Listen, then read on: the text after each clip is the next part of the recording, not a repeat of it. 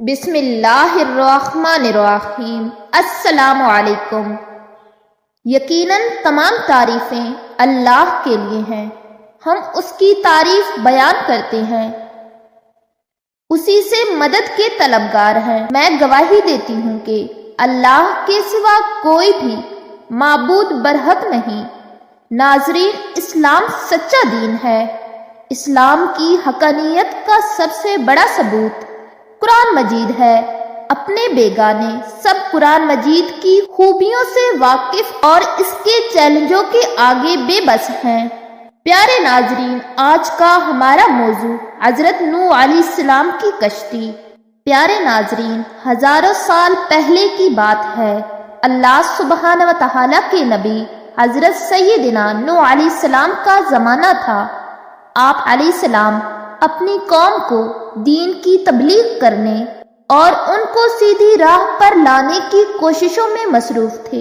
950 سال تک آپ علیہ السلام تبلیغ کرتے رہے، لیکن 80 افراد کے علاوہ کوئی بھی ایمان نہ لایا۔ جب آپ علیہ السلام اپنی قوم کے ایمان لانے سے نا امید ہو گئے تو اللہ سبحانہ و تعالیٰ نے آپ علیہ السلام کی قوم پر آنے والے طوفان کی خبر دی اور آپ علیہ السلام کو ایک کشتی تیار کرنے کا حکم دیا۔ ابھی طوفان آنے میں 200 سال باقی تھے اور آپ علیہ السلام کو کشتی بنانے کے لیے لکڑی کی ضرورت تھی۔ اللہ سبحانہ و تعالیٰ نے حضرت نوح علیہ السلام کو حکم دیا کہ ایک درخت اگاؤ تاکہ اس سے کشتی تیار ہو سکے۔ پس آپ نے درخت لگایا اور 100 سال تک اس کا انتظار کیا، اور ایک قول کے مطابق 40 سال تک انتظار کیا۔ پھر اسے چھیلا، اس کو کاٹ چھانٹ کرنے اور چھیلنے میں بھی 100 سال لگ گئے۔ حضرت سفیان ثوری رحمت اللہ علیہ فرماتے ہیں کہ وہ درخت ساکھ تھا، اور یہ بھی کہا گیا ہے کہ وہ صنوبر کا تھا، اور یہی قول تورات کے موافق ہے۔ حکم ہوا کہ کشتی 80 گز لمبی اور 50 گز چوڑی ہو، اور اس کے اندرونی و بیرونی حصے پر تارکول لگایا جائے۔ سامنے والا حصہ اوپر کو اٹھا ہوا ہو تاکہ تیرنے میں آسانی ہو۔ کشتی کی بلندی 30 گز تھی اور اس کی 3 منزلیں تھی۔ ہر منزل 10 گز کی تھی۔ نچلی منزل میں چوپائے اور وحشی جانور، درمیانی منزل میں انسان اور بالائی منزل میں پرندے تھے۔ دروازہ چوڑائی میں تھا، اوپر ایک ڈھکن سا تھا جسے بند کر دیا جاتا تھا۔ ارشاد باری تعالیٰ ہے، حضرت نوح علیہ السلام نے عرض کی، اے میرے رب، میری مدد فرما، اس پر کہ انہوں نے مجھے جھٹلایا تو ہم نے اسے وحی بھیجی کہ ہماری نگاہ کے سامنے اور ہمارے حکم سے کشتی بنا۔ پھر جب ہمارا حکم آئے اور تندور ابل پڑے تو اس میں بٹھا لے ہر جوڑے میں سے 2 اور اپنے گھر والے، مگر ان میں سے وہ جن پر بات پہلے پڑ چکی، اور ان ظالموں کے معاملے میں مجھ سے بات نہ کرنا، یہ ضرور ڈبوئے جائیں گے۔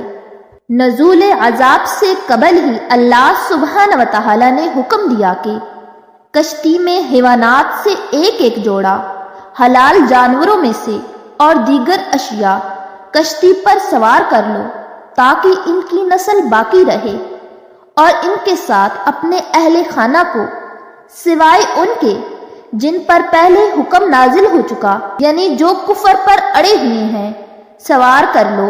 ہر کافر پر نزول عذاب ان کا مقدر بن چکا ہے۔ عذاب عظیم کو دیکھ کر میری بارگاہ میں قوم کے بارے رجوع نہ کرنا، اب وہ جو چاہے کرے، ان پر عذاب آ کر رہے گا۔ یہاں پر تنور سے مراد جمہور کے نزدیک روئے زمین ہے، یعنی تمام اکناف عالم سے پانی ابل پڑے گا، یہاں تک کہ تنور جو کہ آگ کا مرکز ہے اس سے بھی پانی ابل پڑے گا۔ حضرت ابن عباس رضی اللہ تعالی عنہما فرماتے ہیں، تنور ہند میں ایک چشمہ ہے۔ حضرت شیبی رحمت اللہ علیہ کہتے ہیں کہ کوفہ میں ایک چشمے کا نام ہے۔ اہل کتاب کے نزدیک حضرت نوح علیہ السلام کو یہ حکم ملا کہ جن جانوروں کا گوشت کھایا جاتا ہے ان کے ساتھ ساتھ جوڑے، اور جن کا گوشت نہیں کھایا جاتا ان کا ایک ایک جوڑا نر و مادہ سوار کریں۔ حضرت ابن عباس رضی اللہ تعالی عنہما سے روایت ہے کہ کشتی میں سب سے پہلے پرندے سوار کیے گئے اور سب کے آخر میں گدھا داخل ہوا۔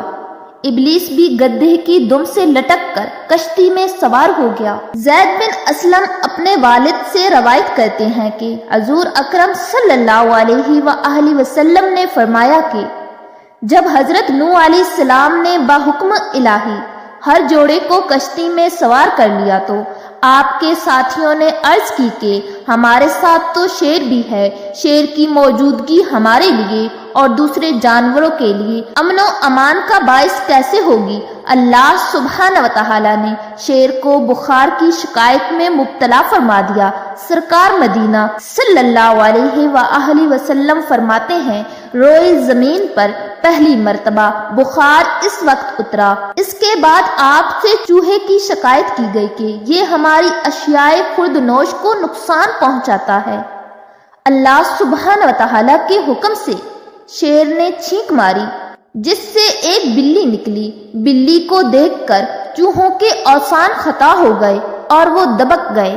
فرمان باری تعالی ہے اور سوار کر لو انہیں جو آپ پر ایمان لائے ہیں، یعنی آپ کی قوم میں جنہوں نے پیغام ہدایت قبول کر کے سیدھی راہ کو اختیار کر لیا ہے۔ پیغام ہدایت قبول کرنے والے تھوڑے لوگ تھے اور ان کی یہ قلیل تعداد بھی سال ہر سال کی محنت شاقہ اور جہد مسلسل کے بعد وجود میں آئی۔ نرمی و شفقت اور گفتگو کا ہر انداز اپنا کر شب و روز ان کو دعوت حق دی گئی۔ کبھی انہیں غضب الہی کی وعید سنائی جاتی، کبھی آخرت کی ابدی نعمتوں کی ترغیب دلائی جاتی۔ تب کہیں جا کر چند افراد قبولیت حق پر آمادہ ہوئے۔ وہ کتنے تھے؟ اہل علم کا اس میں اختلاف ہے۔ حضرت ابن عباس رضی اللہ تعالی عنہما فرماتے ہیں کہ ان کی تعداد عورتوں سمیت 80 تھی۔ حضرت کعب رضی اللہ تعالی عنہ فرماتے ہیں کہ 72 افراد تھے، اور ایک قول یہ بھی ہے کہ 10 افراد تھے، اور یہ بھی کہا گیا ہے کہ حضرت نوح علیہ السلام، آپ کے 3 بیٹے، بیویاں اور یام کی بیوی تھی، فقط یہی افراد تھے، جبکہ خود یام راہ نجات سے بہک کر کافروں کا ساتھی بن گیا تھا۔ حضرت نوح علیہ السلام کی اولاد حام، سام، یافس اور یام تھے۔ اہل کتاب کے نزدیک یام کو کنعان نام سے پکارا جاتا تھا اور یہ غرق ہو گیا تھا۔ ان سب کی ماں حضرت نوح علیہ السلام کی بیوی بھی ان لوگوں کے ساتھ غرق ہو گئی تھی، جن کے بارے میں کفر کی تصدیق اللہ کریم کے قرآن نے فرما دی، اور بیٹا عابر طوفان الہی سے ہی قبل فوت ہو گیا تھا۔ فرمان باری تعالی ہے، پھر جب ٹھیک بیٹھ لے کشتی پر تو اور تیرے ساتھ والے تو کہے سب خوبیاں اللہ سبحانہ و تعالی کو جس نے ہمیں ان ظالموں سے نجات دی، اور عرض کی کہ اے ہمارے رب مجھے برکت والی جگہ اتار، اور تو سب سے بہتر اتارنے والا ہے۔ گویا حضرت نوح علیہ السلام کو حکم ہوا کہ تم سرکش و نافرمان قوم سے چھٹکارے اور قدرت الہیہ سے کشتی کے مسخر ہو جانے پر اور ان سے نجات پانے پر شکر خدا اور حمد الہی بجا لاؤ، کیونکہ اللہ سبحانہ و تعالی نے آپ کے اور آپ کی قوم کے درمیان فیصلہ فرما دیا ہے۔ آپ کے مخالفین اور مکذبین سے آپ کی آنکھوں کو تسکین عطا کر دی ہے۔ دوسری جگہ ارشاد باری تعالی ہے، اور جس نے سب جوڑے بنائے اور تمہارے لیے کشتیوں اور چوپایوں سے سواریاں بنائیں کہ تم ان کی پیٹھوں پر ٹھیک بیٹھو، اور پھر اپنے رب کی نعمت یاد کرو جب اس پر ٹھیک بیٹھ لو، اور یوں کہو پاکی ہے اسے جس نے اس سواری کو ہمارے بس میں کر دیا، اور یہ ہمارے بوتے کی نہ تھی، یعنی ہم اس پر قابو پانے کی قدرت نہ رکھتے تھے، اور بے شک ہمیں اپنے رب کی طرف پلٹنا ہے۔ ایسے ہی ہر کام کی ابتدا میں دعا کرنے کا حکم دیا گیا ہے تاکہ اس کا آغاز خیر و برکت سے ہو اور انجام بطریق احسن ہو۔ اللہ سبحانہ و تعالی نے آسمان زمین کو حکم فرما دیا تھا کہ اپنے دہانے کھول دو، آسمان سے ایسی بارش برسی کہ زمین نے نہ اس سے قبل ایسی بارش دیکھی تھی اور نہ بعد میں دیکھے گی۔ گویا کہ مشکیزوں کے دہانے کھل چکے تھے اور زمین کو حکم ہوا کہ اکناف عالم سے اپنی راہوں کو کھول دے۔ فرمان باری تعالی ہے، بے شک جب پانی نے سر اٹھایا تھا ہم نے تمہیں کشتی میں سوار کیا کہ اسے تمہارے لیے یادگار کریں اور اسے محفوظ رکھتا ہے۔ مفسرین کرام کی ایک جماعت اور تورات کے مطابق پانی پہاڑ کی چوٹی سطح زمین سے 15 گز کی بلندی تک پہنچ گیا تھا۔ ایک قول کے مطابق سطح زمین سے 80 گز بلند ہو گیا تھا۔ طول و عرض کے اعتبار سے روئے زمین سخت و نرم علاقے، پہاڑ، وادیاں اور صحرائی علاقے سب کے سب پانی میں ڈوب گئے تھے۔ روئے زمین پر کوئی چھوٹا بڑا بلکہ اس وحشت ناک منظر کو دیکھنے والی کوئی آنکھ نہ تھی۔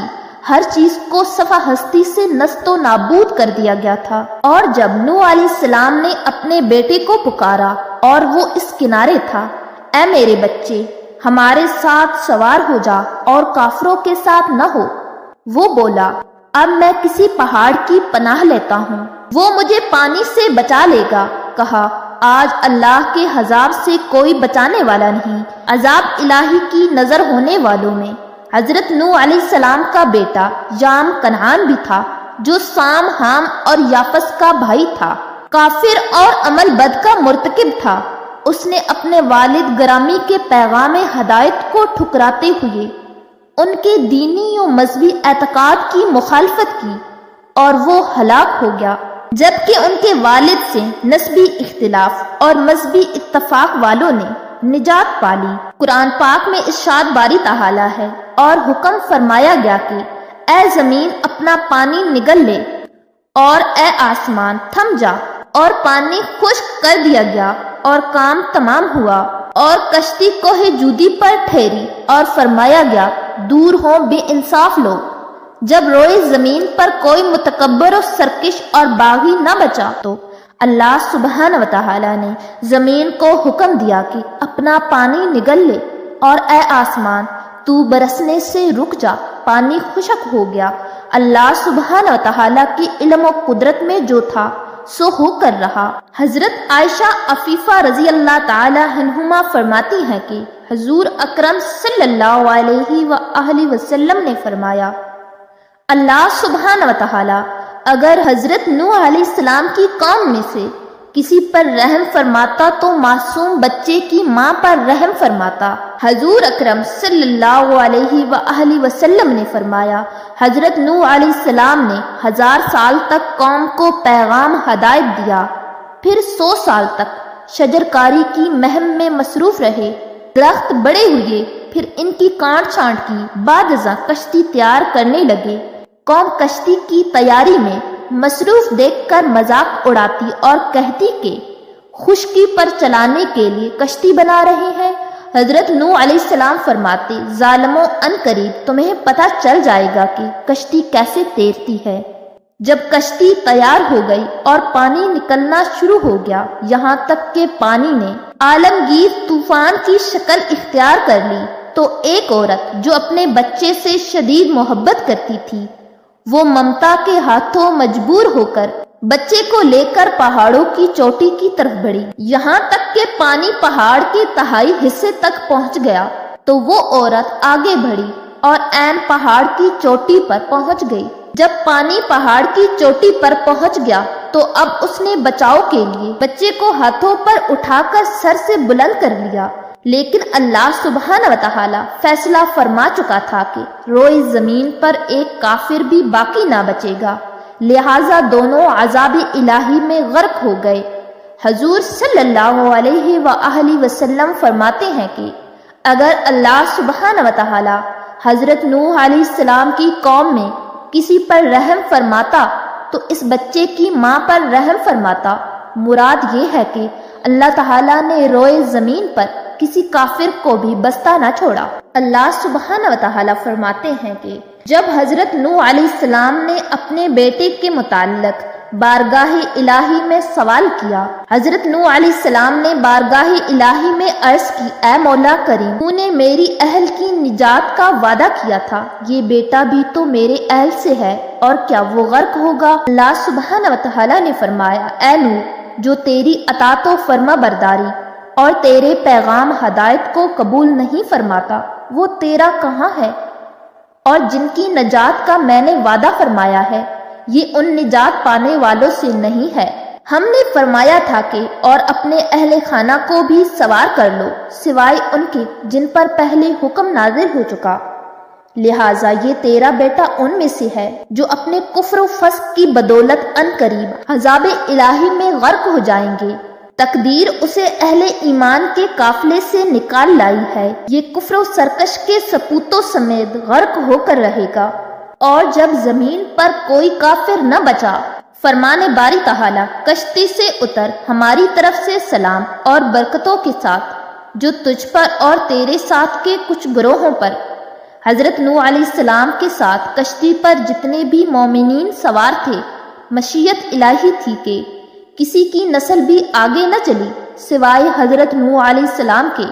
ارشاد باری تعالی ہے، اور ہم نے بنا دیا فقط ان کی نسل کو باقی رہنے والا۔ اس وقت روئے زمین پر جو نوع انسانیت آباد ہے وہ حضرت نوح علیہ السلام کے 3 صاحبزادوں سام، حام اور یافس میں سے کسی ایک کی طرف منسوب ہے۔ حضرت سمرہ رضی اللہ تعالی عنہ روایت کرتے ہیں کہ حضور اکرم صلی اللہ علیہ وآلہ وسلم نے ارشاد فرمایا، عربوں کی نسل سام سے چلی، حبشہ کے رہنے والے حام کی نسل ہیں، اور رومی یافس کی اولاد ہیں۔ اہل کتاب کی رائے ہے کہ جب کشتی جودی پہاڑ پر جا کے رکی تو اللہ سبحانہ وتعالی نے حضرت نوح علیہ السلام سے کلام فرمایا اور حکم دیا کہ اے نوح، تمہاری بیوی، تمہارے بیٹے، بیویوں سمیت اور تمام چرند پرند کشتی سے باہر نکل آئیں تاکہ افزائش نسل اور آبادی میں اضافہ ہو سکے۔ حضرت نوح علیہ السلام نے باحکم الہی سب کو باہر نکالا اور ایک ذبح خانہ تعمیر کیا۔ اللہ سبحانہ وتعالی کے لیے حلال جانور اور حلال پرندوں کی قربانی دی۔ اللہ نے وعدہ فرمایا، اے نوح، آئندہ کبھی روئے زمین پر ایسا خطرناک طوفان نہیں آئے گا۔ خطرناک طوفان کے سدباب اور وعدے کی یادگار کے طور پر بادلوں میں ایک علامت مقرر فرما دی جسے قوس و قزح سے موسوم کیا جاتا ہے۔ حضرت ابن عباس رضی اللہ تعالی عنہما سے روایت ہے کہ قوس و قزح غرق ہونے سے امن کی علامت ہے۔ بعض مفسرین کی رائے ہے کہ اس سے اشارہ ہے اس بات کی طرف کہ بادلوں کے ذریعے طوفان نوح جیسا طوفان کبھی نہیں آئے گا۔